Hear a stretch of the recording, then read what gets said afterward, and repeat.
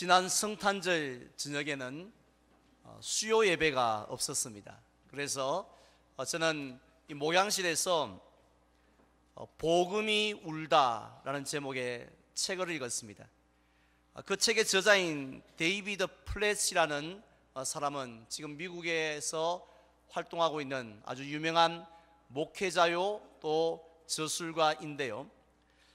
얼마 전에 그는 히말라야 산맥에 있는 여러 오지 마을들을 방문하면서 참으로 많은 하나님의 은혜들을 경험하게 되었습니다. 그래서 그 은혜들을 또 깨달음들을 나누기 위해서 그 책을 썼다고 합니다.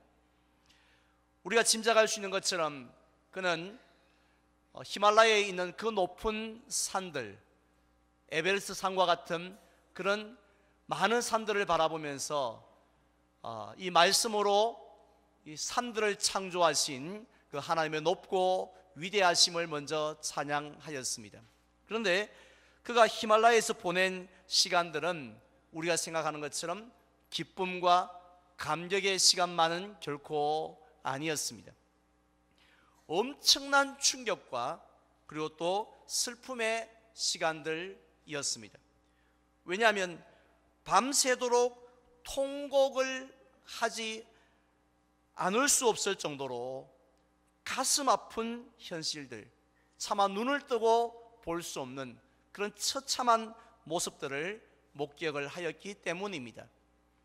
예를 들면 그 흔한 눈에 바르는 그 안약을 제때 쓰지를 못해서 결국 한쪽 눈이 빠져나와 버림으로, 그래서 붕대를 칭칭 감고 사는 한 남자를 만나기도 했고요.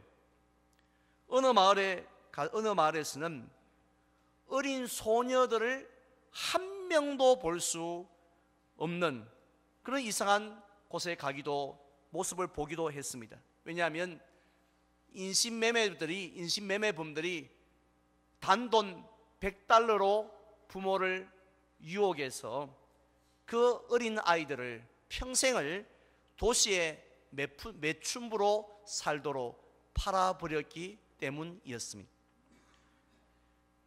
깨끗하지 못하고 오염된 더러운 물을 마시다가 콜레라가 걸렸어요. 며칠 사이에 마을 주민 가운데 60명이 목숨을 잃은 마을도 방문을 하였고, 또 매서운 추위와 굶주림 때문에 아이들이 길가로 나와서 구걸하는 모습도 보았습니다. 그런데 무엇보다도 그를 잠 못 들게 하고 통곡하게 했던 것은 바로 복음 때문이었습니다. 예수님을 아십니까? 물어봤을 때 대부분의 사람들이 그 예수님을 어떻게 생각했느냐 하면 다른 마을에 사는 어떤 남자를 이야기하는가 보다 생각하면서 나는 그 사람을 모른다라고 대답을 했습니다.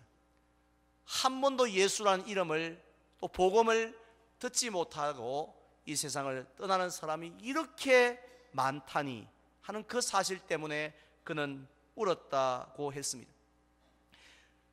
그는 밤을 지새면서 한 가지 중요한 사실을 깨닫게 되었습니다. 그동안 살아오면서 내가 얼마나 많은 것을 하나님께로부터 받았는지, 얼마나 많은 것을 누리고 살아가고 있는지를 새롭게 깨닫게 된 것이죠. 그래서 이렇게 고백을 합니다. 하나님, 저는 받은 것이 너무 많은 자입니다. 목이 마를 때마다 깨끗한 물이 없었던 적이 없었습니다. 배가 고플 때마다 맛있는 음식이 없었던 적도 없었습니다. 몸이 아플 때마다 좋은 약이 없었던 적도 한 번도 없었습니다. 추울 때마다 따뜻한 옷이 없었던 적도 한 번도 없었습니다. 저는 이 저자의 고백이 오늘 올해의 마지막 주일에 송년 예배를 드리는 저와 여러분들의 고백이 되어야 한다라고 생각합니다. 왜냐하면 우리들도 한 번도 없었기 때문입니다. 내게 꼭 필요했던 것들, 그 모든 것들이 한 번도 없었던 적이 없었습니다. 물이 없었던 적이 있었습니까?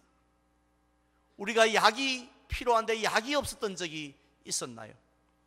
옷이 없고 먹을 것이 없어서 우리가 힘들어 본 적 있었습니까? 히브리서 기자의 말씀처럼요, 때를 따라 돕는 은혜들을 저와 여러분들에게 1년 동안 끊임없이 물 붓듯이 부어주는 줄 믿으시기를 바랍니다. 그런데 우리가 지난 한 해 동안 받은 은혜가 너무 많아서 만 가지 은혜를 주셨다라고 표현을 하는데요, 그 은혜들 가운데 귀하지 않은 것이 어디 있겠습니까? 많은.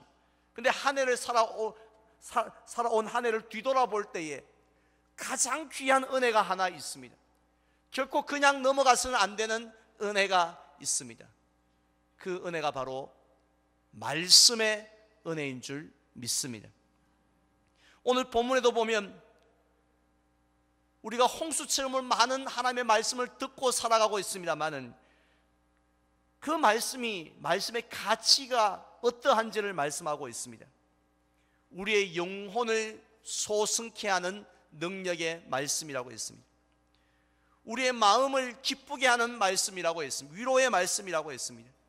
우리를 지혜롭게 하는 말씀이고, 또 우리를 경고하는 말씀이고, 또 하나님 나라의 상급을 받게 하는 말씀이라고 했습니다. 주의 말씀은 내 발의 등이요 내 길의 빛이라고 했습니다. 그래서 오늘 시편 기자도 이 세상 사람들이 다 금을 좋아하고 순금을 좋아하는데 자신은 금 곧 많은 순금보다도 더 말씀을 사모할 것이라고, 말씀보다 내 인생에 귀한 것이 없다고, 지나간 한 해를 돌아볼 때에 말씀보다 내게 소중한 것이 없었다라는 말씀입니다. 이렇게 귀한 말씀이 혹시 지난 한 해 동안 여러분들에게 없었던 날이 있었습니까? 깨끗한 물이 없었던 날이 없었던 것처럼 하나님의 귀한 말씀도 없었던 날, 아니 그런 순간조차도 우리에겐 없었지 않습니까? 우리가 강할 때뿐만 아니라 약할 때에도요, 관계없이 언제나 하나님은 능력의 말씀으로, 위로의 말씀으로, 치유의 말씀으로, 회복과 소망의 말씀으로 함께 하시는 줄 믿습니다. 비록 우리가 다 기억하지는 못하지만 1월 18일, 2월 16일 그때 무슨 말씀으로 나를 세워주고 나를 이끌어 주셨는지 우리가 기억하지는 못하지만 분명한 것은 하나님이 1월 18일, 2월 16일 그날 우리를 말씀으로 세워주고 이끌어 주셨는 줄 믿습니다. 따라서 저는 오늘 말씀의 은혜 2019라는 제목으로 우리 교회를 통해서 하나님께서 주셨던 그 귀한 말씀들을 다시 한 번 더 살펴보며 나누려고 합니다. 먼저 올해가 시작되어지는 송구영신 예배 때에는 제가 지금 들고 있는 이렇게 생긴 말씀의 카드를 통해서 한 해 동안 우리가 붙들어야 할 말씀을 주셨습니다. 혹시 어떤 말씀을 주셨는지 기억하고 계십니까? 저에게는 예레미야 33장 3절의 말씀을 주셨습니다. 너는 내게 부르짖으라. 내가 너에게 응답하겠고 너가 알지 못하는 크고 은밀한 일을 너에게 보이리라 라는 말씀이었습니다. 저는 모든 말씀이 다 귀한 말씀이지만 나에게 주신 이 말씀을 매일 저녁 830 기도회 때마다 믿음으로 선포하며 함께 기도하였습니다. 그 다음으로 새해가 시작된 1월과 2월에는 오늘 화면에 나오는 것, 지금 화면에 나오는 것처럼 나의 힘이 되신 여호와여 라는 제목으로 말씀을 주셨습니다. 미국 대통령 가운데 결혼식을 백악관에서 했던 아주 유명한 대통령이 있습니다. 24대 대통령을 역임했던 그로버 클리브랜드라는 대통령인데요. 그는 그 어떤 대통령도 따라갈 수 없는 뜨거운 열정, 성실함 때문에 더 유명하신 분입니다. 얼마나 열정이 대단했으면, 얼마나 열심히 일을 했으면, 심지어는 암 선고를 받았음에도 불구하고 그는 극비리의 친구의 요트 위에서 암 수술을 받습니다. 그리고는 회복된 다음에 바로 이 업무에 복귀를 할 정도였습니다. 이처럼 그가 마치 경주마처럼요, 조금도 지칠 줄 모르는 그런 힘을 가지고 목표를 향하여 끝까지 달려갈 수 있었던 비결은 바로 그의 침대 앞에 있는 액자 때문이라고 합니다. 그는 아침에 일어나고 밤에 자리에 누울 때마다 그 액자에 적혀있는 하나님의 성경 말씀을 붙들고 마음에 새겼다고 하죠. 그 말씀이 바로 신명기 33장 5절이었는데요. 내가 사는 날을 따라서 능력이 있으리로다라는 이 아셀 지파에게 주셨던 말씀입니다. 이 말씀의 뜻은 이겁니다. 우리가 이 땅에서 100km를 달려가야 한다라면 하나님께서는 겨우 50km 또는 30km 정도 달릴 수 있는 그 정도의 힘만 주시는 것이 아니라 100km를 달려갈 수 있는 힘을 주시겠다라는 말씀입니다. 우리에게 한 해를 살게 지난 한 해 동안에 한 6개월 동안은 내가 보장해 주마, 하지만 나머지 6개월은 네 힘으로 살아라, 이렇게 말씀하시는 것이 아니라 우리에게 12달을 주셨으면, 365일을 주셨으면 이 하루도 빠짐없이 살아가기에 필요한 능력을 내가 주겠다라는 그 말씀을 붙들고 아멘, 하나님의 능력이 함께 하실 줄 믿습니다 하고 달려갔던 것입니다. 사실 저와 여러분들이 가지고 있는 그 힘이, 에너지가 태평양 바닷물처럼요, 아무리 퍼서도, 아무리 오버해도, 아무리 밤을 새도, 아무리 무리를 해도 조금도 줄어들지 않고 늘 그대로라면, 늘 펄펄한다 하다라면 뭐 얼마나 우리가 이렇게 인생을 살기가 쉽겠습니까? 뭐 한 100일 정도 야근해버리고요, 뭐 얼마든지 할 수 있습니다. 그런데 실제로는 조그마한 항아리에 들어있는 물 정도밖에 되지 않습니다. 조금만 오버해 보세요, 조금만 무리해 보세요, 금방 탈이 나버립니다. 세월 앞에 장사가 없다고 하는데 일 앞에 장사가 없습니다.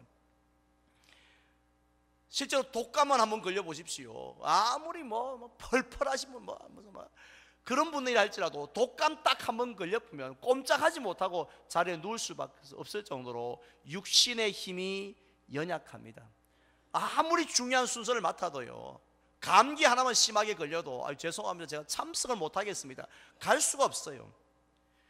또 작심삼일이라는 말이 있듯이 우리의 마음의 힘은 또 얼마나 약합니까? 우리 새해에 결심 한두 번 해봤습니까? 내가 새해는 새롭게 살리라 그래 결심했지만 실제로는 우리의 마음이 3일도 가지를 않습니다. 나중엔 내가 언제 그런 거 결심했나? 이런 생각까지 들기도 한다는 것입니다.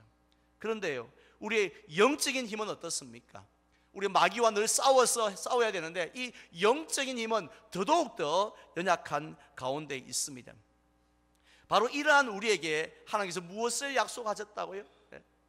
최선을 다해보라고, 너 할 수 있다고 이렇게 말씀하신 것이 아니라 나의 힘이 너와 함께 하겠다고, 너의 사는 날 동안 내가 함께 하겠다고 그렇게 말씀을 하셨습니다.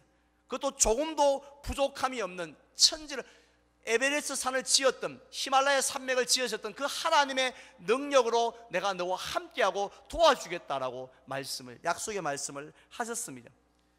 그래서 조금 전에 우리 시온 찬양대가 찬양했던 것처럼 사실 오늘 설교의 내용이 다 여기에 다 들어있습니다.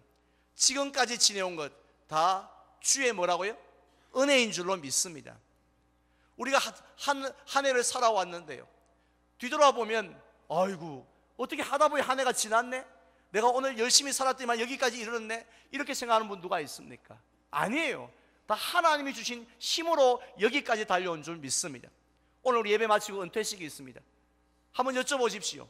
70세 은퇴가 할 때까지 이 힘든 그 교회의 사역을 감당할 수 있던 비결이 뭡니까? 장모님, 집사님, 권사님, 비결이 뭐예요? 물어봤을 때에 뭐라고 대답하시겠습니까? 대답은 똑같습니다. 누구를 붙들고, 어느 해 못지않게 어느 장모님, 어느 권사님 붙들고 물어보십시오. 그분들이 하시는 답은 한 가지입니다. 은혜입니다. 하나님의 은혜입니다 라고 대답을 분명히 할 것입니다. 따라서 오늘 우리가 지금 이 자리에 있게 된 것, 성가대 가운을 입고 이 자리에 계신 건요, 또 제가 이 자리에 있게 되어진 것, 저 2층 뒤에서 예배를 드릴 수 있게 되어진 것, 다 전적으로 하나님의 은혜요, 하나님의 능력인 줄 믿는 오늘이 되시기를 바랍니다. 다음으로 고난주간과 부활절이 있었던 3월과 4월에는 나를 따르라 라는 제목으로 말씀을 주셨습니다. 우리 예수님은 십자가에 달려 돌아가실 때에 처음부터 끝까지 속상하다고 침묵하신 것이 아니었습니다. 무려 7개의 말씀을 유언으로 남겨주셨는데요, 그 말씀들을 가리켜서 뭐라고 부르지요? 가상칠언이라고 합니다. 우리가 그 가상칠언을 산상보온 못지않게 소중하게 여기고, 첫 번째 뭐라 그러셨지? 세 번째 뭐라 그러셨지? 이렇게 하면서 예수님의 그 말씀을 귀히 여기고 우리가 매주일마다 살펴보았던 이유가 어디 있느냐 하면요, 우리는 그 가상칠언을 통해서 예수님이 이 땅에, 예수님께서 마지막으로 어떤 삶을 사셨는지도 알 수도 있지만, 더 중요한 것은 우리가 어떻게 살아가야 하는지를 알 수가 있기 때문입니다. 그래서 우리가 그 말씀을 보면서 예수님 저 말씀을 3번째 하셨구나, 이렇게 그냥 아는 것으로 그치는 것이 아니라 바로 너도 이처럼 살아라 라는 말씀으로 우리가 들어야 했습니다. 첫 번째로 하신 말씀이 무엇입니까?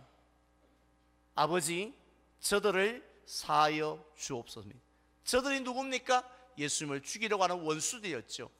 그들을 용서하는 삶을 사셨던 예수님은 오늘날 우리에게 용서하는 삶을 살으라고 또 말씀하십니다. 실제로 베드로에게는 몇 번까지 원수를 용서해 주라고요? 우리나라 사람들은 사무세판을 좋아하는데 베드로는 7번 제안을 했습니다마는 예수님은 몇 번까지요? 7번을 70번씩이라도 용서를 해주라고, 결국 끝까지 용서해 주라고 말씀을 하셨습니다. 누가 너의 오른뺨을 팍 때리면 어떻게 하라고요? 자원해서 이쪽도 때리시죠 하고 왼뺨도 갖다 대라고, 그런 용서의 삶을 나처럼 살아야 한다고 말씀을 하셨습니다. 마지막 7번째 말씀은 내 영혼을 아버지 손에 부탁하나이다 라고 하시는데, 우리는 예수님 이 고난주간에 이런 삶을 사셨구나 하고 그냥 아는 것으로 끝나는 것이 아니라, 그때 우리는 예수님이 그렇게 사셨으니 우리도 예수님처럼 살기를 원합니다 하고 다짐을 했습니다. 바로 예수님의 삶이 저와 여러분들의 삶이 되시고, 주님 앞에 설 때까지 우리의 삶이 점점 더 예수님을 닮아가시기를 축원을 드립니다. 다음으로 5월달과 6월달에는 흔들리지 맙시다 라는 제목으로 말씀을 드렸습니다. 우리가 배를 타고 항해를 하다 보면 끊임없이 파도들이 밀려오죠. 그런데 거대한 파도가 밀려올 때는 말할 것도 없고, 조그마한 파도가 밀려와서 부딪혀도요, 배 안에 있는 사람들은 흔들거리게 되어집니다. 저는 우리의 인생도 마찬가지라고 생각합니다. 우리의 인생을 살아갈 때에 파도가 없으면 얼마나 좋겠습니까? 늘 잔잔한 호수를 우리가 항해하듯이 호수처럼 잔잔한 바다를 항해하면 얼마나 좋겠습니까마는, 우리가 원치 아니하는 그런 문제의 파도들이 밀려옵니다. 그런데 큰 문제가 밀려올 때는 말할 것도 없고, 실제로는 정말 자그마한 문제 앞에 사람들이 흔들리고 넘어지는 것 여러분들 알고 계시죠? 평상시에 우리는 그거 가지고 그러냐고 말하지만, 그 문제가 막상 나에게 왔을 때는요, 별것 아니라 생각하는 그 말 한마디, 또 뭐 그 조그마한 일 하나, 심지어 일어나지도 않은 그거 일 때문에 내가 안절부절할 때들이 얼마나 많이 있습니까? 엘리야를 보십시오. 그렇게 영성이 깊었던 사람도 흔들렸지 않습니까? 이렇게 세상의 문제 앞에 오늘은 이렇게 흔들리고 내일은 저렇게 흔들리고 있는 우리에게 하나님은 어떻게 말씀하셨습니까? 고린도전서 15장에 보면 그러므로 내 사랑하는 형제들아 견실하며 흔들리지 말고 항상 주의 일에 더욱 힘쓰는 자들이 되라고 하셨습니다. 즉 골리앗이라는 거대한 문제 앞에 섰던 다윗이 어떤 해였습니까? 흔들리지 않았던 것처럼 우리도 흔들리지 않는 삶을 살아가기를 주님이 원하신다는 것이죠. 비결이 무엇입니까? 어떻게 하면 흔들리지 않을 수 있나요? 엘리야도 흔들렸고 모세도 흔들렸는데 우리 같은 사람이 어떻게 흔들리지 않을 수 있습니까? 비결을 말씀하셨습니다. 하나님의 약속의 말씀을 붙잡으라고 말씀하셨습니다. 성경은 약 7,000개가 넘는 약속의 말씀이 있습니다. 이스라엘 백성에게 주셨던 약속이 아니라 오늘날 저와 여러분들에게 주셨던 약속의 말씀입니다. 우리 장모님 기도하셨던 것처럼 그냥 알고 있으라고 주신 것이 아니라 붙잡으라고 말씀을 주셨습니다. 우리가 약속의 말씀을 붙잡을 때 흔들리지 않게 되는 줄 믿습니다. 우리가 지난 한 해를 되돌아볼 때요, 늘 고요했습니까? 여러분의 바다가 늘 잔잔했습니까? 얼마나 많은 문제들이 우리를 흔들었습니까? 하지만 우리가 그 모든 고비들을, 문제들의 파도를 넘어서 여기까지 이룰 수 있는 것, 바로 하나님의 약속의 말씀을 붙들었기 때문인 줄 믿습니다. 우리가 그 말씀을 붙들면 앞으로 주님 앞에 설 때까지 승리할 줄 믿습니다. 다음으로 무더위가 시작되어지던 7월 8월을 기억하십니까? 저는 이런 리더로 성장합시다라는 제목으로 말씀을 드렸습니다. 매년 여름이 되면 우리 교회 여호수아 나무학교에서 여름 성경학교와 수련회를 준비하고 있습니다. 그때마다 부모님들은 속이 탑니다. 우리 자녀가 믿음으로 좀 자라야 될 텐데, 하나님을 경험해야 될 텐데, 은혜를 알아야 될 텐데 하고 그렇게 기도하고 애를 씁니다. 안타까워하죠. 그런데 흥미로운 사실은 자식이나 주변 사람들이 자라지 않는 모습을 보면서 그렇게 걱정하고 그렇게 염려하는 사람들이 정작 자기 자신의 성장에는 별로 관심이 없다는 것이에요. 안타까워하지 않습니다. 우리 교회에서는 이 사람이 문제예요, 집에서는 이 사람이 문제예요 라고 하면서 그렇게 막 속이 상해하지만, 그러나 정작 내가 문제입니다 라고 말하는 사람은 없습니다. 자기는 나는 어느 정도는 된다고 생각하는 것 같습니다. 이 정도 하면 준수하다고 생각을 하는 것 같아서, 하나님 내가 좀 잘하게 해주십시오라고, 내가 성장할 수 있게 달라고 그렇게 몸부림치는 사람 여러분 보신 적이 있습니까? 그런데요, 우리가 잘하지 않으면 심각한 문제가 생깁니다. 왜냐하면 우리는 원하든 원하지 않든, 임명장을 받았든 받지 않았든 간에 우리는 벌써 다른 사람에게 영향을 미치는 리더의 자리에 서 있기 때문입니다. 나는 원치 않는다 할지라도 결국 나의 말이, 나의 행동이 내 주변 사람들에게 얼마나 많은 영향을 미치는지 모르기 때문입니다. 그래서 우리의 육신적으로는 이미 성장판이 닫혔지 않습니까? 키가 더 크는 우리 모세 전도의 어른들 계십니까? 우리 성장판이 닫혔어요. 그러나 하나님은 우리가 영적인 성장판은 지금도 열려있기를 원하십니다. 자라가기를 원하시고 작년보다 올해 더 성숙하기를 원하고 계신다는 것이죠. 그래서 우리 인생에 있어서 우리 외모는 모르겠지만 영적으로는 하나님 앞에 서기 전날 가장 아름다운 모습으로 익어가기를, 성숙되어지기를 원하고 계신다는 거죠. 그래서 우리는 성경에 나오는 아브라함, 모세, 여호수아, 느헤미야와 같은 그 위대한 리더들의 모습을 함께 살펴보았습니다.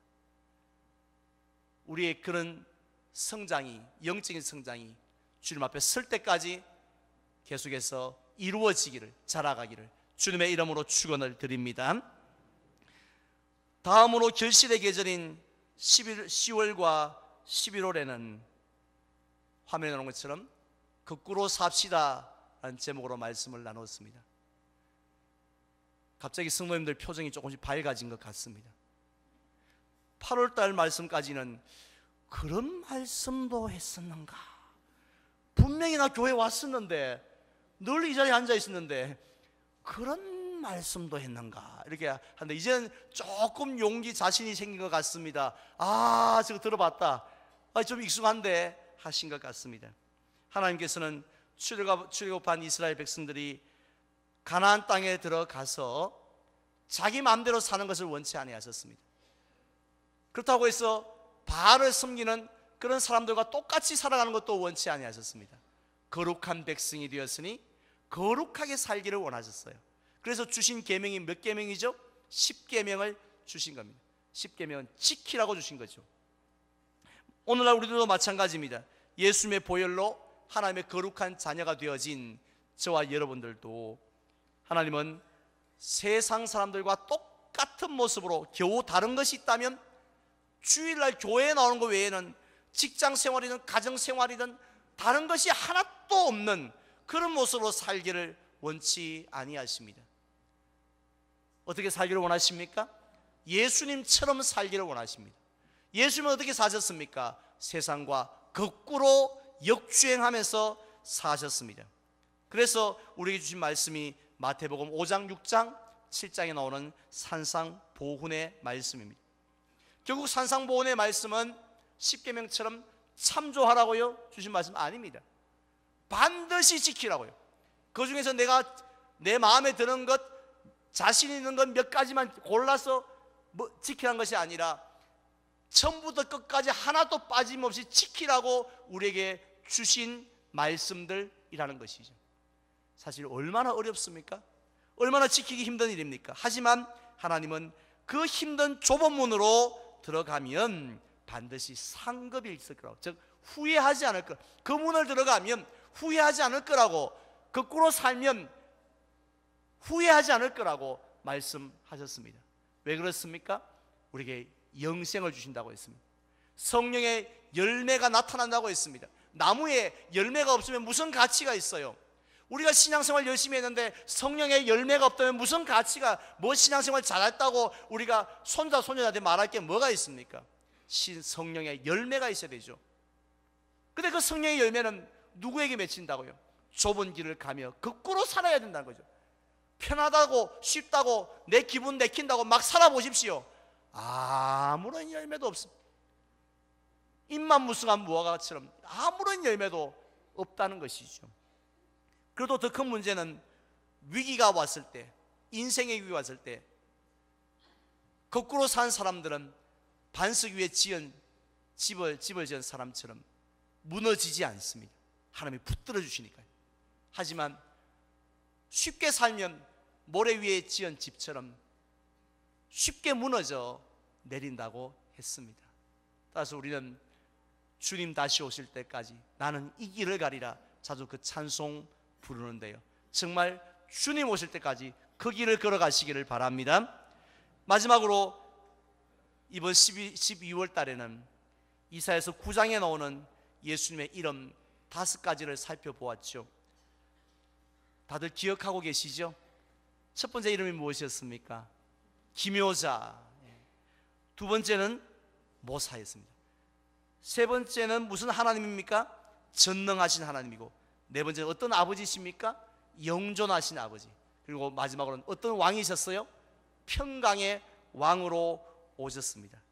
그래서 우리들은 예수님이 이런 분이시구나 하는 것을 다시 한 번 더 깨닫고 매주일마다 기쁘다 구주 오셨네 찬송으로 예배를 마무리했지 않았습니까? 이 기쁨이 이번 성탄절과 12월 달에만 끝나는 것이 아니라 바로 그 5가지 이름으로 오신 예수님의 그 예수님으로 인한 기쁨이 세상 끝날까지 여러분과 함께 하시기를 축원을 드립니다. 이제 저는 말씀을 맺겠습니다. 오늘은 2019년 마지막 주일, 송년 주일입니다. 지난 한 해를 돌아볼 때 우리는 하나님께 참으로 많은 은혜를 받았습니다. 하늘을 두루마리로 삼고 바다를 먹물로 삼아도 다 기록할 수 없는 은혜들이었습니다.